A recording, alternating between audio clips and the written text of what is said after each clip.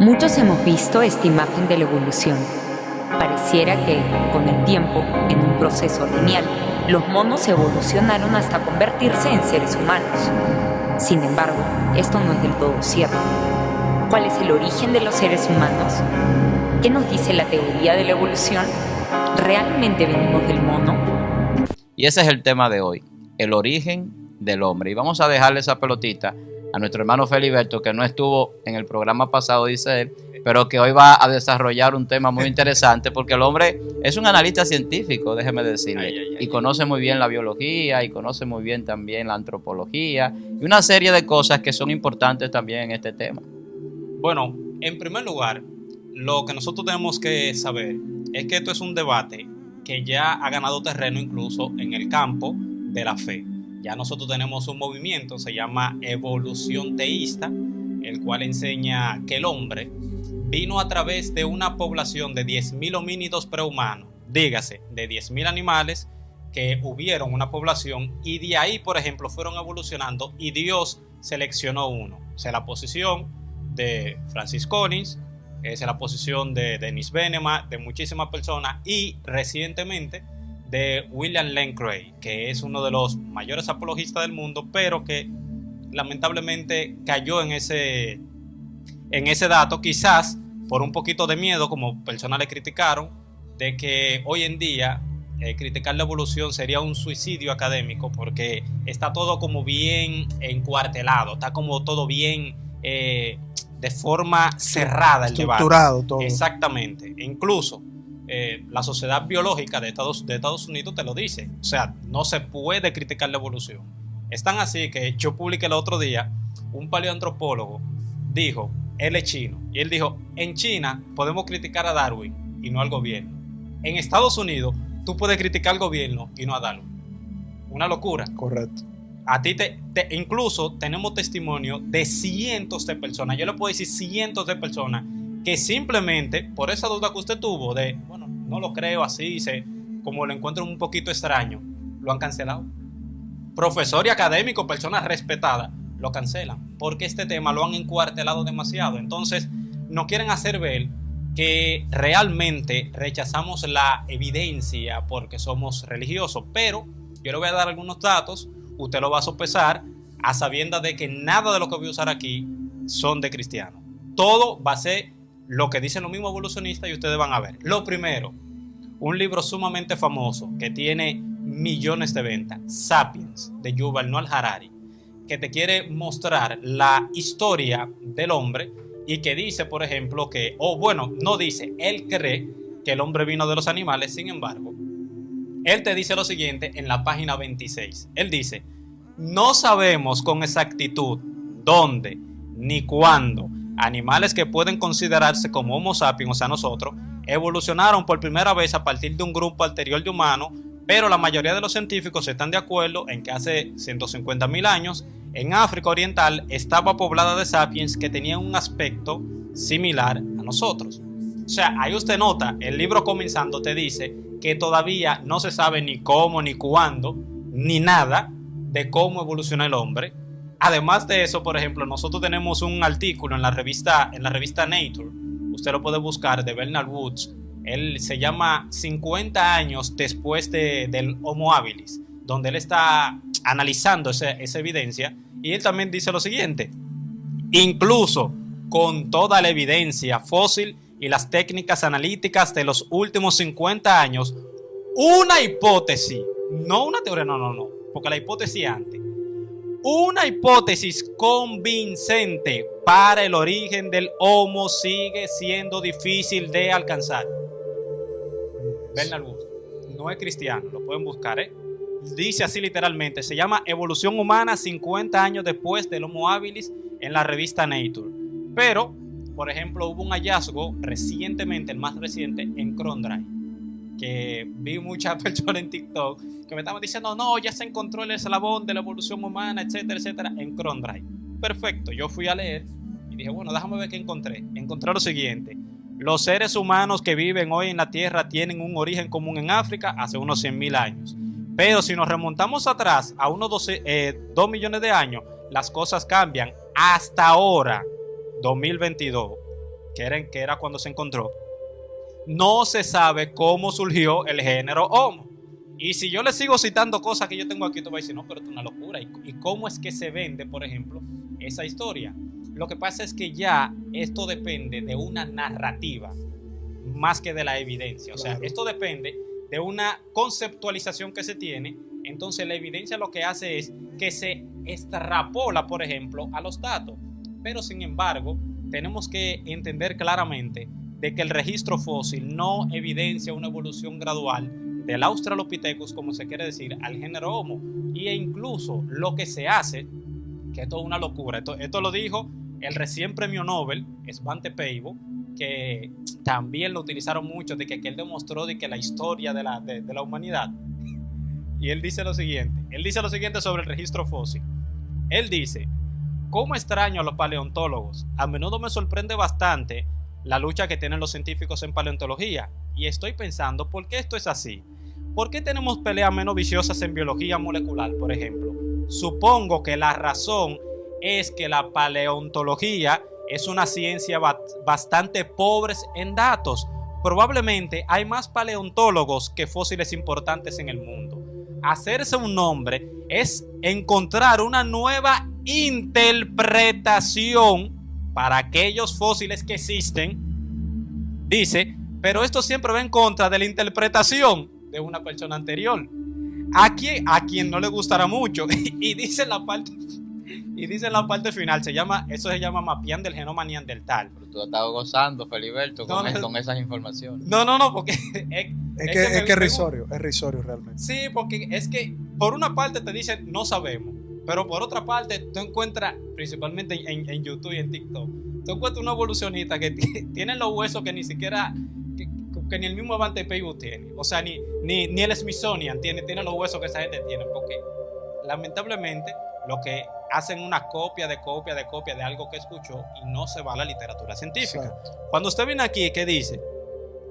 Dice, pero en paleontología no puedes decidir qué encontrarás. En la mayoría de los casos no puedes salir y probar su hipótesis de una manera dirigida.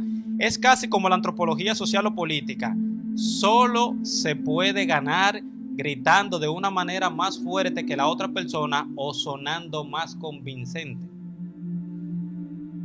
Él está diciendo ahí claramente, mira, cuando tú encuentras un fósil, ¿verdad? Lo encuentras. Tú te quieras un nombre. Bueno, tú tienes que interpretar eso que esa persona interpretó de otra manera y ganarle sonando más convincente. Dice Svante Pääbo en la revista, se llama Edge. Dice así mismo, usted lo busca, mapeando el genoma neandertal. Lo escribe en inglés y usted le va a aparecer esa entrevista.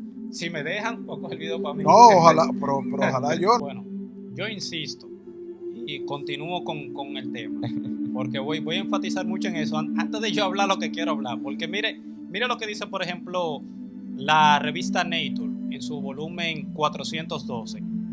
La evidencia fósil de la historia evolutiva humana es fragmentaria y está abierta a varias interpretaciones.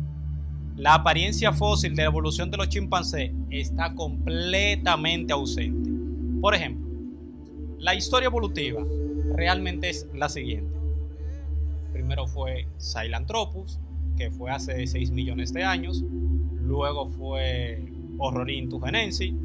Luego fue, creo que Ardipithecus. Y luego entonces vienen los Australopithecus, Afarensis, Anamensis, etcétera, etcétera, etcétera. Luego pasa el Homo habilis y el género Homo. Viene lo siguiente. En primer lugar, de lo que es Sahelanthropus chadensis, que se dijo que fue el primero del ancestro humano. Hay personas ya hoy en día, estudios de 2021, 2022, que están cuestionando eso y dicen que no tienen nada que ver con el hombre. Se decía al principio, basado solamente en un fémur y en un cráneo, por ejemplo, de que él era bípedo, caminaba sobre 2 patas, pero luego entonces otros estudios, increíblemente, del mismito hueso, otro estudio decía no, él no era bípedo. Cuando viene a ver, era una gorila hembra. Oye, qué locura. Son 2 interpretaciones distintas que tienen del mismo fósil. Pero aparte de eso, por ejemplo, cuando nosotros nos vamos al Australopithecus, para pasar más rápido, porque no puedo hacer un desarrollo sobre todo, mira lo que dice aquí sobre el Australopithecus tinwai. que dice el origen de los Australopithecus. Dice, el origen de los Australopithecus, el género ampliamente interpretado como ancestral del Homo, o sea que nosotros evolucionamos a partir de ello, es un problema central en los estudios evolutivos humanos. Las especies de Australopithecus difieren notablemente de los simios africanos existentes y de los homínidos ancestrales candidatos como Ardipithecus, Horrorin y Sahelanthropus, que fue lo que yo le mencioné anteriormente. ¿Qué es lo que pasa? Ya hoy en día, por ejemplo, los Australopithecus lo están tratando como una rama lateral del hombre, no lineal, por el hecho de que se han dado cuenta de que nosotros diferimos demasiado de ellos. Un ejemplo básico, que yo sé que a todo el mundo se lo di en la escuela, a todo el mundo. Se habla de Lucy, que se llama, le pusieron un tiempo, la madre de la humanidad. Se vendió así. Donald Johansson, que fue el descubridor de Lucy, le puso así por una canción de los Beatles, que se llama Lucy algo en inglés. El hecho es que Lucy hoy en día, hoy, 2023, hoy, para que no piense que estoy hablando viejo, no, hoy se está discutiendo si se tratan de dos especies que se encontraron los huesos juntos o si se trata de una sola especie. ¿Por qué? Yo le voy a decir lo siguiente que lo dice Donald Johansson, el que descubrió Lucy, para que lo entiendan. Los fósiles, dado que el fósil no se encontró in situ, es decir, no se encontró en su lugar de origen que realmente pertenece, dice, podría haber venido de cualquier parte superior. Tampoco hay matriz en ninguno de los huesos que hemos encontrado. Todo lo que se puede hacer son afirmaciones de probabilidad. Si Lucy era un solo individuo, y lo ponen así entre colchetes, si era un solo individuo. ¿Qué pasa? Que en paleontología, las personas que por lo menos han leído de eso, sabe que cuando usted se encuentra un hueso in situ, o sea que no es de su lugar de origen, y que además de eso, usted encuentra un grupo de huesos regado, usted tiene que tener cuidado con la interpretación que usted vaya a dar, porque posiblemente usted esté tratando de dos animales distintos y lo esté teniendo como un solo, que es también el problema que tiene Sahelanthropus. Sahelanthropus era de una región en específica, pero unos árabes se lo llevaron a una montaña y por allá fue que lo encontraron, y entonces eso siempre ha traído problemas. ¿Qué pasa entonces? Vamos a lo siguiente, para ir terminando con ese asunto. Vamos a tomar que el Australopithecus es el origen ancestral del hombre. Es el animal a través del cual el hombre fue evolucionando. La diferencia taxonómica que nosotros tenemos, dígase, desde el cuerpo, no vamos a hablar del cerebro porque ya eso sería astronómico, vamos a hablar solamente de alguna parte del cuerpo. ¿Cuánto tiempo le llevaría al hombre o al Australopithecus evolucionar de ese animal, por ejemplo, hacia nosotros? Yo le voy a dar unas estimaciones sencillas, solamente cambiando una o dos partecitas. Dice aquí, obtener una sola mutación, una mutación en un sitio de unión al ADN y que se arregle, llevaría 1,5 millones de años. Dice aquí, 6 millones de años según los cálculos que se utilicen. Si se necesitan dos mutaciones, o sea, estamos hablando anteriormente de una sola mutación. Recuerde que el linaje del hombre tiene 6 millones de años. O sea, que lo que pase de ahí, hay problema. Y recuerde, por ejemplo, que el Australopithecus son 2 millones de años que duró en existencia, por ejemplo, y luego dio paso al género Homo. Quiere decir que en ese lapso de 2 millones de años tiene que haber causado todas esas mutaciones, ya sea el ambiente, la genética, todo lo que usted necesite. Para un cambio anatómico en el hombre, una mutación, como iba a leer ahorita, yo tengo ya 4 estudios ahí, pero está bien.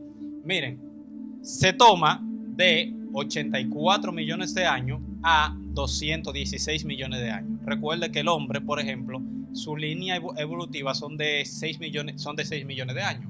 Pero ya para terminar, porque hubo cosas que se quedaron, por ejemplo, los neandertales, los denisovanos y todo lo demás. Habrá tiempo para eso luego. Tranquilo. Lo único que tienen que saber es que es la misma especie ramificada en distintos ambientes. Eso lo demuestra claramente la revista Science, en 2013 en un hallazgo de 5 cráneos en Dmanisi que encontraron, que los 5 cráneos increíblemente eran de la misma especie y eran todos diferentes. E incluso lo que dijo la revista Science aquí, y ya con esto termino, pues no puedo seguir, dice, dice, esto implica la existencia de un único linaje evolutivo de Homo primitivo con continuidad filogeográfica a través de los continentes. ¿Usted sabe qué le quiso decir eso? Para no desarrollarlo mucho. El mismo hombre ramificado, por ejemplo, el hombre que se adaptó a Europa, el que se adaptó a Asia, el que se adaptó a África, etc. Entonces, bien, nosotros venimos de un origen único, que hay estudios científicos en la revista Biocomplexity que te hablan así, una primera pareja humana es posible, es un estudio científico, así que me despido.